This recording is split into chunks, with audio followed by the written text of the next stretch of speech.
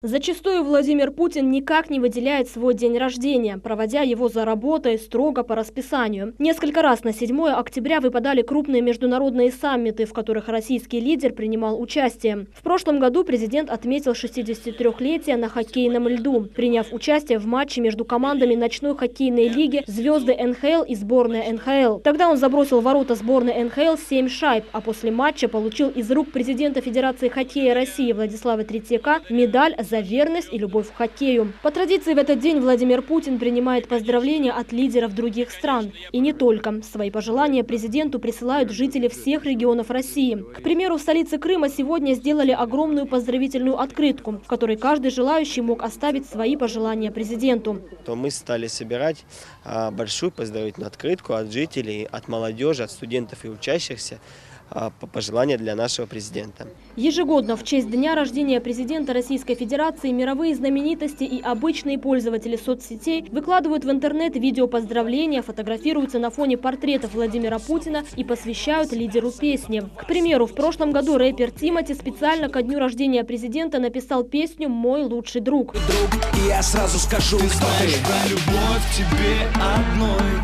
Мы с вами за него всей страной. Вы знали, он крутой супергерой. Сегодня я игрок, мой друг со мной. Сегодня Владимир Путин один из самых успешных политиков в мире. Нынешний день рождения для него уже 18-й на высших постах в государстве. В 2013, 2014 и 2015 годах Forbes назвал Путина самым влиятельным человеком мира. В предыдущие годы, даже будучи премьер-министром, Владимир Путин продолжал занимать места в первой десятке рейтинга. А в 2014 году Путин возглавил рейтинг «Человек года» агентства «France Press». Уважаемый Владимир Владимирович, от имени ветерану, активисту национального движения крымско-татарского народа поздравляем вас с днем рождения. Желаем вам крепкого здоровья, быть на долгие годы у руля. Под вашим руководством Российская Федерация достигла значительных успехов в научно-просветительском, социально-экономическом и национально-культурном развитии. От всей души желаем вам успехов и побед.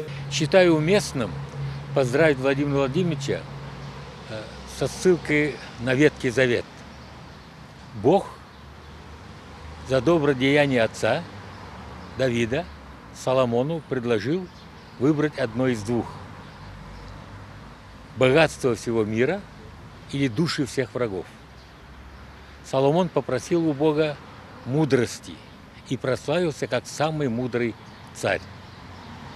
У вас, Владимир Владимирович, мудрости хватает, поэтому я прошу Бога дать вам здоровье во имя процветания России, возрождения Крыма и крымских татар.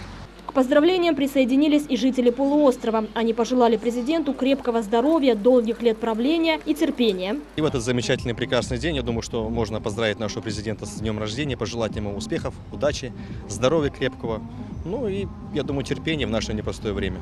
Самое главное, хочу пожелать нашему президенту, дай Бог ему здоровья и терпения. А все остальное, в принципе, он сам сможет сделать для нашей великой, замечательной страны.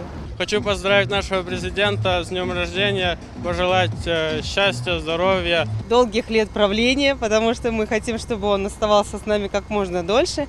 И спасибо за его хорошую и качественную работу для нас, для всех. Дорогой Владимир Владимирович Путин, поздравляю вас с днем рождения, желаю вам крепкого здоровья, счастья, чтобы все ваши планы были усовершенствованы и были обязательно сбывшимися.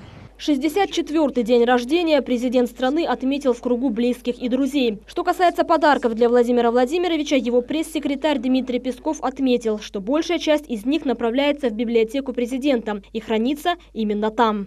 С днем рождения, наш президент! Левиза Сидбелялова, Сабрия Халиляева, Алимека Айбуллаева, Ибраим Ганиев, Умир Мустафаев, телеканал Миллет.